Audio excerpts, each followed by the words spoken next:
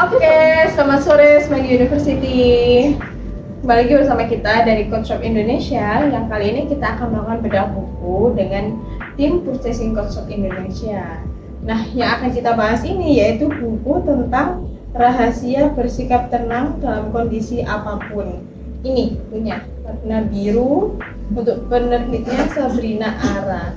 Nah, kali ini kita akan membahas tentang cara menghindari pikiran negatif yang bersarang di kepala. Nah, sebelum kita melanjutkan pembahasan ini, kita perkenalkan diri terlebih dahulu. Yang dari kanan saya, silakan. Halo, nama saya Maya. Nama saya Tiara. Nama saya Septi. Saya Gandes. Saya Marlia. Nah, di sini ada beberapa cara teman-teman untuk menghindari pikiran negatif yang ada di kepala. Salah satunya nih, yang pertama ya yang ada di buku ini itu hadirkan Tuhan di setiap aktivitas. Maksudnya itu seperti apa nih, teman-teman? Oke, kalau dari saya, menurut saya setelah membaca dari buku itu tadi, menghadirkan Tuhan dalam segala aktivitas, yaitu apapun yang kita lakukan, libatkan Tuhan. Jadi misalkan nih kegiatan kita hari ini tidak sesuai dengan ekspektasi kita, ya udah berarti itu memang Tuhan ngasih kita jalan seperti itu karena mungkin aktivitas yang kita lakukan itu tidak baik untuk kita. Nah, apabila kita misalkan tidak ingin melakukan aktivitas tersebut, namun malah sama Tuhan tuh dikasih kayak semacam peringatan, kelancaran atau apa. Nah, berarti itu juga termasuk salah satu Tuhan untuk menunjukkan bahwa aktivitas yang kita lakukan itu baik untuk kita. Seperti itu kalau menurut saya. Oke, jadi intinya dalam melakukan aktivitas apapun, libatkan Tuhan dalam melakukannya. Karena apapun itu yang terbaik menurut kita belum tentu terbaik untuk Tuhan. Kayak gitu, teman-teman. Jadi sebelum melakukan apapun itu, kegiatan apapun itu, ya alangkah baiknya kita berdoa terlebih dahulu agar yang kita kerjakan nanti bisa berjalan dengan lancar dan sesuai dengan yang kita rencanakan. Untuk yang kedua nih, banyak bersyukur. Apapun yang kita peroleh hari ini, apapun yang kita lakukan hari ini, dan bahkan apapun cobaan untuk kita hari ini harus kita syukuri, karena bersyukur itu merupakan suatu menurut saya cukup untuk diri kita, merasa cukup. Nah, karena itu kita harus mensyukuri apapun yang diberikan Tuhan kepada kita, agar kita terhindar dari pikiran-pikiran negatif terhadap apapun yang kita lakukan atau kita dapatkan di kehidupan kita sehari-hari. Ya, sebelum kita melakukan pekerjaan kita berdoa terlebih dahulu. Tapi biasanya orang itu kebanyakan lupa kalau setelah melakukan dan diberi kelancaran itu orang itu lupa akan bersyukur seperti itu kan. Padahal bersyukur itu penting sekali untuk menambah misalkan atau rezeki atau wawasan kita, dan itu juga bisa menghindarkan hal-hal negatif yang ada di pikiran kita. Gitu teman-teman. Untuk yang selanjutnya nih, memiliki tujuan hidup. Iya, jadi memiliki tujuan hidup itu agar kita itu bisa memfilter ya apa sih yang baik atau yang buruk buat kita. Kita tahu kita itu nantinya bakal ngapain, apa sih yang kita mau, apa sih yang kita yang kita butuhkan kayak gitu. Jadi kita nggak semena-mena atau selalu melakukannya itu gitu-gitu aja gitu loh, dan kita bakalan melakukan itu sesuai tujuan hidup kita gitu sih. Ya benar, dalam kehidupan itu pastinya kita akan nyai ke tujuan hidup juga kayak gitu kan. Nah, karena kalau kita hanya melakukan mengikuti alur saja, kita juga pasti bingung. Yang kita cari itu apa sih sebenarnya kayak gitu. Kalau misalnya kita punya tujuan, pastinya kita juga punya rancangan-rancangan untuk mencapai tujuan-tujuan tersebut gitu kan. Gak hanya untuk kehidupan yang udah dilakuin aja, nah gak bisa kayak gitu juga. Pastinya ada tujuan juga yang harus kita capai. Dan misalkan dengan caranya salah atau seperti apa, kita harus mencari cara lainnya untuk mencapai tujuan yang kita inginkan tersebut, agar nggak sia-sia sedangkan sebenarnya tujuan tapi kita nggak ada rencana ataupun cara untuk mencapai itu kan ya percuma saja buat apa. Yang keempat nih, fokus pada hal-hal positif. Kalau menurut saya kita fokus pada hal positif, yaitu kita buang jauh-jauh untuk pikiran yang negatif. Jadi misalkan ada pekerjaan, ya kita berpikir positif aja. Jadi kita harus mengerjakan itu untuk kepentingan orang banyak, untuk bermanfaat buat orang banyak. Jadi kita nggak usah berpikir ini kerjaan susah, ini kerjaan sulit. Nah, nggak usah seperti itu dalam kehidupan dunia kerja ataupun di kehidupan sehari-hari. dari apapun yang kita lakukan, berpikirlah positif terlebih dahulu, karena itu akan berpengaruh pada perilaku kita, kayak gitu, pada perbuatan kita. Jadi kalau misalkan ada tantangan baru atau pekerjaan baru, jangan negatif thinking dulu gitu, positif thinking dulu aja. Oh, saya pasti bisa kok untuk melakukan ini meskipun belum pernah melakukan itu. Nah, tapi kan dengan pikiran yang positif itu akan membawa kita untuk mengerjakan itu dengan senang hati, tanpa ada hambatan ada rasa kayak ganjel kayak gitu kan. Aduh, mana ya? Nah, itu sudah merupakan salah satu contoh tuh menghambat untuk pekerjaan kita selanjutnya kayak gitu. Jadi berpikirlah positif terlebih dahulu, lakukan terlebih dahulu, nanti hasil itu akan mencoba. Lebih ke mencoba terlebih dahulu ya, jangan berputus asa terlebih dahulu sebelum mencoba. Untuk yang selanjutnya, belajar ikhlas. Oke, belajar ikhlas ya. Ikhlas itu nggak kata-kata yang mudah banget ya Kak Dewi Sabdan, tapi sebenarnya kan untuk mencapai yang benar-benar ikhlas itu kan sulit. Nah betul. Nah dari saya sendiri juga pernah nih merasakan kondisi di mana saya tuh nggak ikhlas gitu sama yang terjadi di kehidupan saya. Yaitu akhirnya kayak mikir negatif terus pikiran itu nggak bisa positif dan dan itu sangat mengganggu kehidupan dan tidak ada ujungnya menurut saya. Ketika kita nggak ikhlas itu pikiran tuh kayak aduh kenapa ya gini, seandainya gini gitu. Padahal sebenarnya ya kehidupan itu terus berjalan gitu. Kalau kita misalkan nggak ikhlas ya nggak akan ada habisnya untuk pemikiran itu. Sedangkan waktu kehidupan itu terus berjalan. Nah kalau dari teman-teman sendiri ada nggak sih pengalaman kayak misalkan apa nih nggak ikhlas sama kehidupan tapi apa yang dirasakan dan gimana caranya untuk meresolve itu? Pernah nggak kira-kira? Ada. Pernah. Apa nih Mbak Lia kira-kira? Kalau saya yang kurang lebih berapa tahun yang lalu ya ditinggalkan sama orang yang kita cintai, begitu kan ya.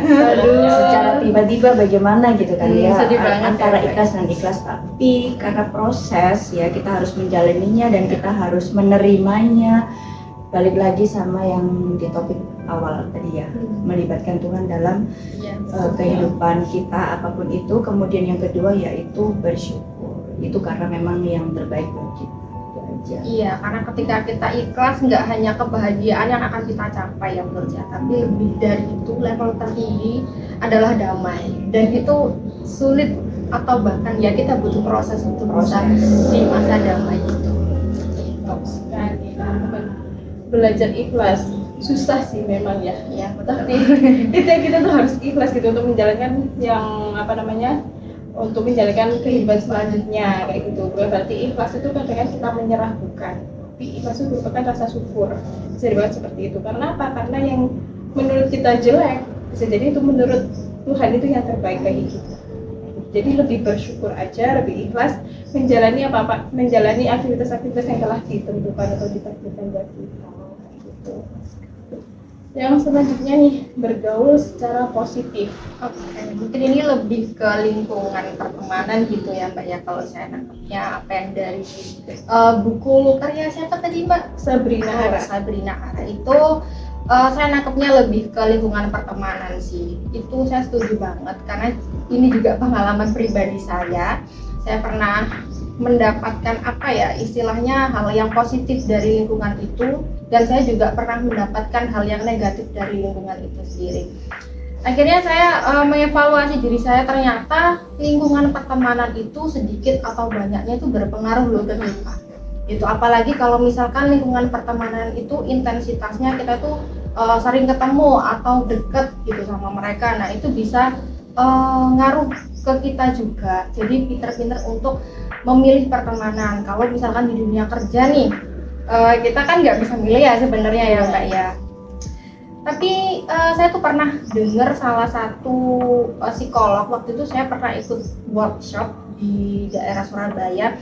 Nah itu beliau itu adalah psikolog yang buka praktek, di mana dia itu kesehariannya adalah ya buka konseling gitu, membuka konseling buat orang-orang yang mungkin ingin curhat ke dia gitu. Nah dari psikolog itu pun juga membatasi dirinya untuk menerima pasien maksimal berapa orang dalam sehari. Jadi dia mengatakan saya tuh cuma mau nerima 5 orang dalam sehari, karena energi negatif dari orang itu bisa. Jadi kalau misalnya ada orang sambat itu energinya itu bisa mentransfer gitu ke kita. Nah makanya nih buat teman-teman, yuk jangan sambat terus yuk. Saya juga sering sambat sih, tapi dikurang-kurangin aja. Kembali lagi ke poin yang kedua mungkin ya, bersyukur. Mungkin itu. Bisa difilter kok itu, Pak. Iya, bisa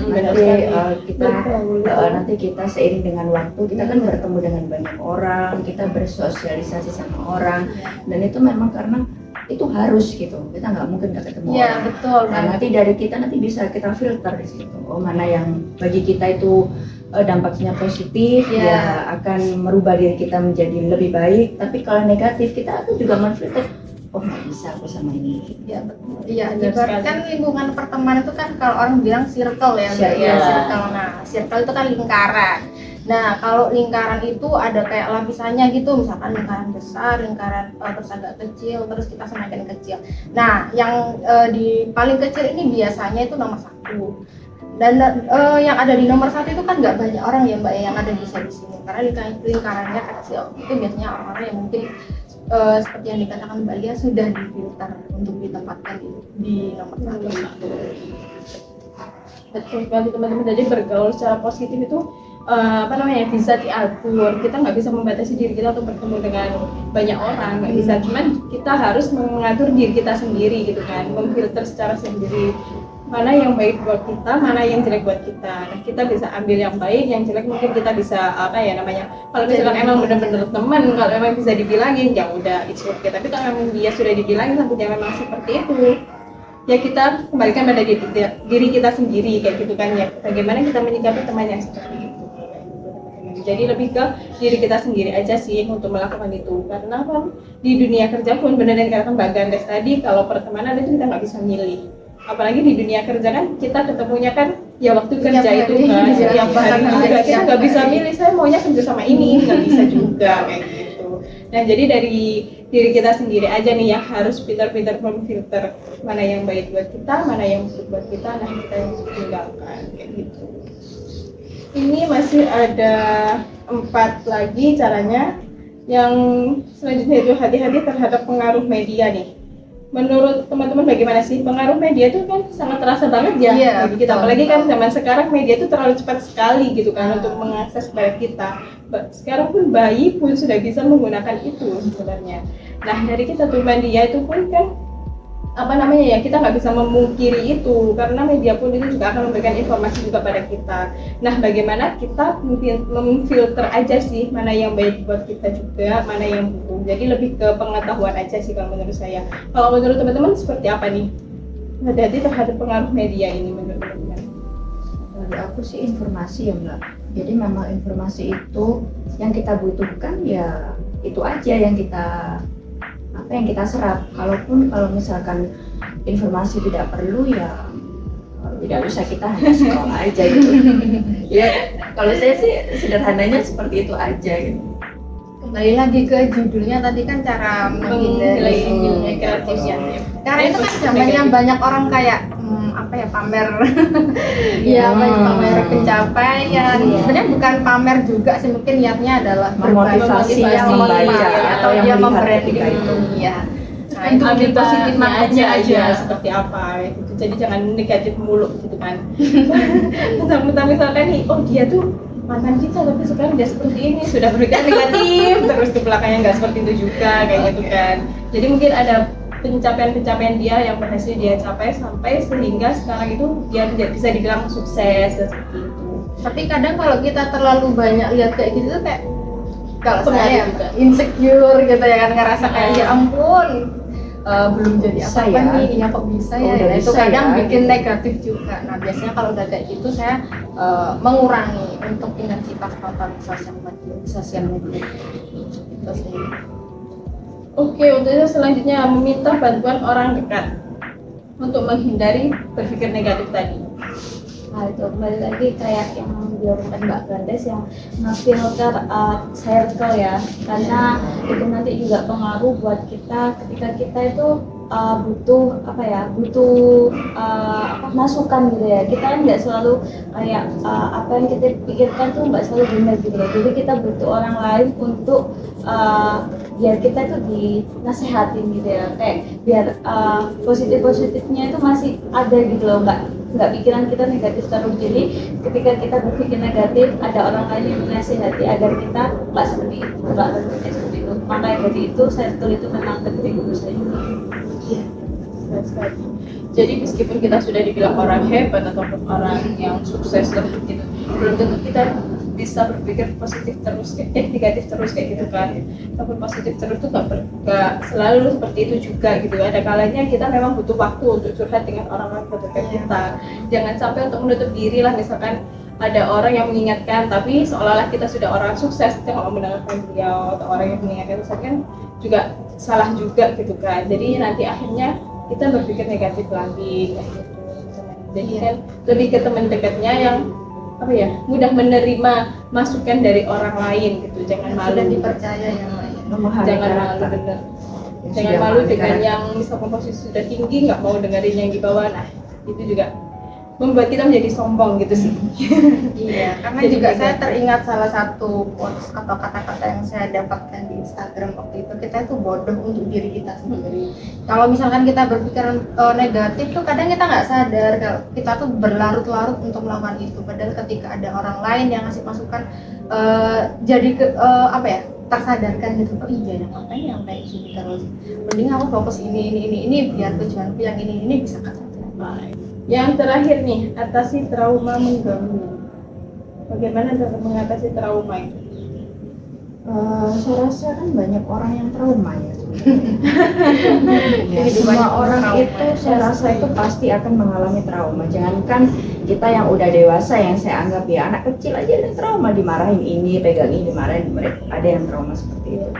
Jadi kalau kita sudah beranjak, anggap aja kita usianya udah banyak ya.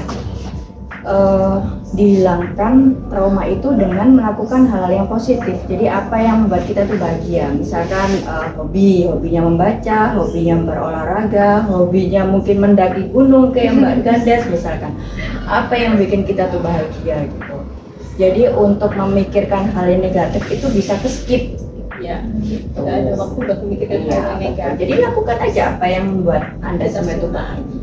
Tapi tetap ya Mbak ya, larinya ke yang positif ya. Betul. Jangan sampai kita Iya. apa yang membuat kita Sampai senang tapi negatif, ternyata Iya, negatif. betul, balik lagi kan kita sudah memfilter circle kita yang itu tadi ya.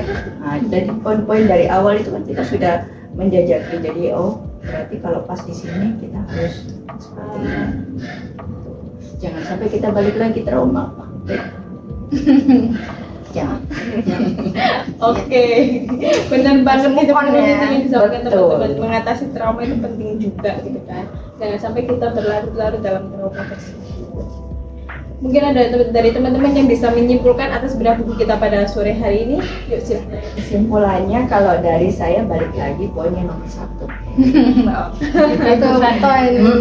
Jadi kalau kita sudah memiliki keyakinan penuh sama pencipta, sama Tuhan ya, kita apapun yang ada di kita, apapun itu pasti kita bisa menjalani, kita bisa ikhlas tadi, kita bisa bersyukur, kita bisa memilih teman yang baik kan. Kalau di agama kita ya, di keyakinan kita udah cukup itu kita baca Al-Quran, udah ada semua di situ.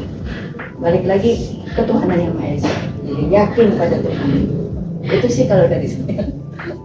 Kalau dari Pak Gadis nanti muter sampai Jadi intinya dalam mengatasi berpikir positif itu benar banget ya. Yang pertama, utamakan Tuhan. Bagaimanapun kamu keadaan kamu bagaimanapun, itu percayakan semuanya pada Tuhan. Karena apapun yang kita lakukan itu juga ada sebabnya. Mungkin itu yang bisa kami sampaikan dalam bedah buku kita sore hari ini. Cukup panjang lebar ya yang kita bahas nih. Karena ciwi-ciwi yang ada di sini. Banyak orang, jadinya yang kita bahas itu juga banyak juga. Kayak gitu. Semoga yang kita bahas pada sore hari ini bermanfaat bagi teman-teman semuanya. Sampai jumpa di bedah buku berikutnya. Selamat sore.